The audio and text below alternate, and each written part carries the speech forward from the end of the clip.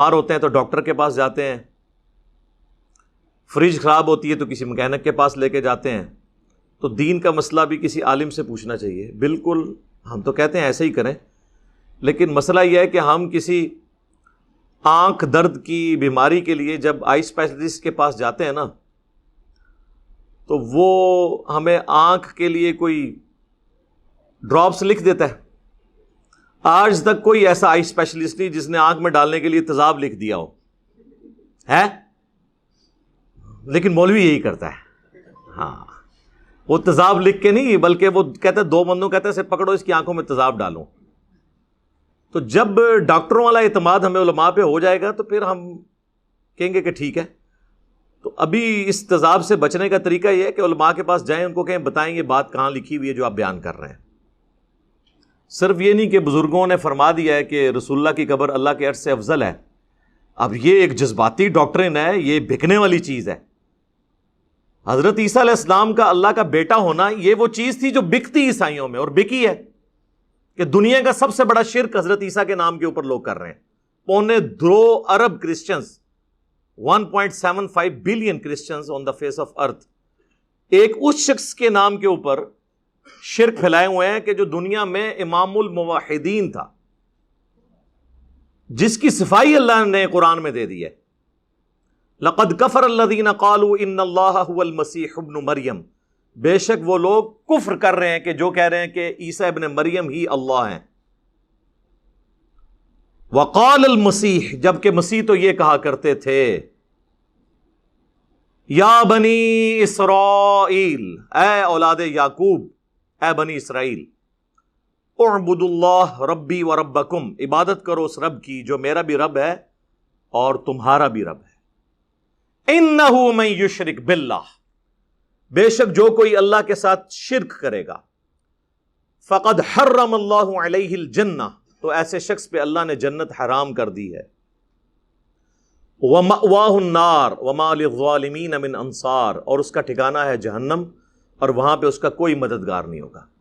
جس کی صفائی اللہ تعالیٰ پیش کر رہا ہے اس شخص کے نام کے اوپر اتنا بڑا شرک ہے. بت پرستی پہ اتنا بڑا شرک نہیں ہوا. تو مجھے بتائیں، عیسائیوں نے اگر حضرت عیسیٰ ابن مریم کے لیے یہ سب کچھ کلیم کیا ہے تو کیا ان کی محبت میں کیا ہے یا ان سے نفرت میں کیا ہے؟ پھر صحیح بخاری کی حدیث، سیدنا عمر کہتے ہیں کہ میں نے رسول اللہ سے خود یہ بات سنی تھی کہ آپ صلی اللہ علیہ وآلہ وسلم نے فرمایا، دیکھنا میری شان کو اس طرح بلند نہ کرنا جس طرح نصارہ نے اپنے پیغمبر کو ان کی شان میں بڑھا دیا، یہاں تک کہ ان کو ڈیونٹی میں کلیم کر دیا. میں اللہ کا بندہ اور اس کا رسول ہوں، مجھے اللہ کا بندہ اور اس کا رسول کہنا. یار، جن مسلمانوں کی کتاب محفوظ ہو، ان کے پیغمبر کی تعلیمات محفوظ ہوں اس درجے تک کہ وہ پیغمبر ڈرا کے گئے ہوں کہ وہ کام نہ ڈالنا میرے ساتھ جو عیسیٰ ابن مریم کے ماننے والوں نے کیا، اس کے باوجود ان کے ماننے والے یہ کہیں کہ رسول اللہ کی قبر اللہ کے عرش کرسی سے افضل ہے. اور جب دلیل مانگی جائے تو کہیں کہ رسول اللہ کی آپ عصمت و عفت کو نہیں مانتے. تو پھر ٹھیک ہے کہ کرسچنز کو بھی آپ کو یہ کہنا چاہیے کہ مسلمانوں تم حضرت عیسیٰ کی شان کے قائل نہیں ہو.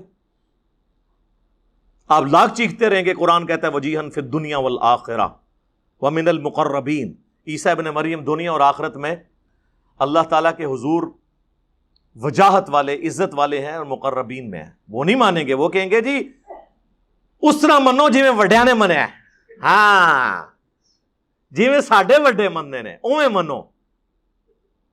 اسی کہنے اوویں منو جی میں وڈے نے دسیا ہے. وڈا کون؟ اللہ اکبر.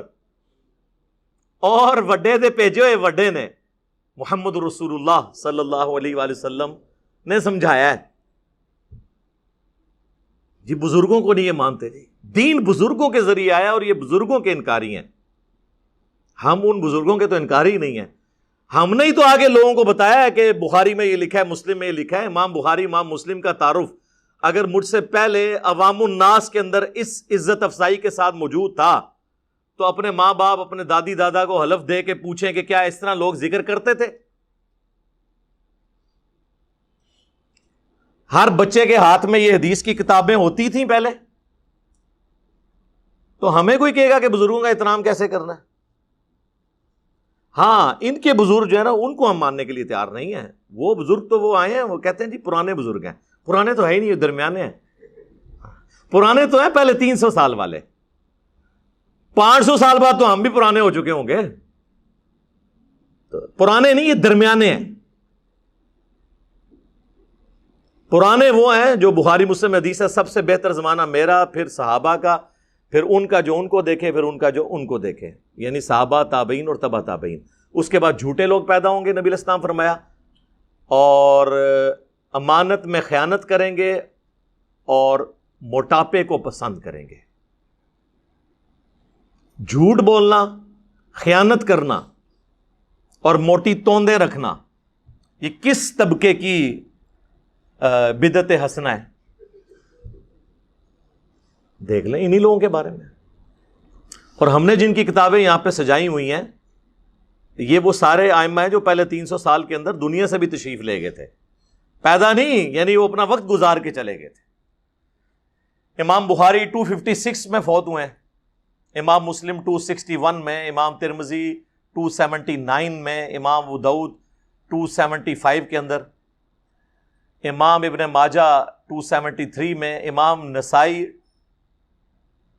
303 میں. لیکن وہ بھی 311 ہجری کے اندر اندر آتا ہے، کیونکہ رسول اللہ کی وفات ہوئی ہے 11 ہجری میں. نبی علیہ السلام کی وفات کے بعد 300 سال کے اندر اندر ہمارے سارے بڑے محدثین جنہوں نے حدیث کی کتابیں کمپائل کی ہیں وہ دنیا سے جا چکے تھے اپنی ان پٹ دے کے.